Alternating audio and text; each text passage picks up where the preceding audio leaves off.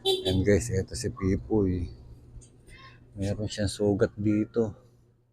Oh, merong sumasalbay sa kanya. Hindi ko alam kung tao, kung ano, kung kapwa niya pusa. Pero yung tama rito sa, ito, may tama siya rito.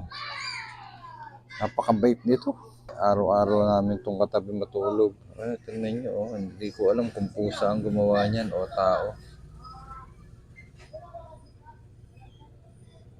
Wala, meron talagang mga taong mga salbahe sa ano, hayop. Patahimik naman ito. Hindi naman siya yung malandi na ano. Kawawa naman yung pusa. Napakabait. Tingnan nyo naman, nagsasightseeing lang siya. Ganyan lang siya. Sightseeing lang sa labas.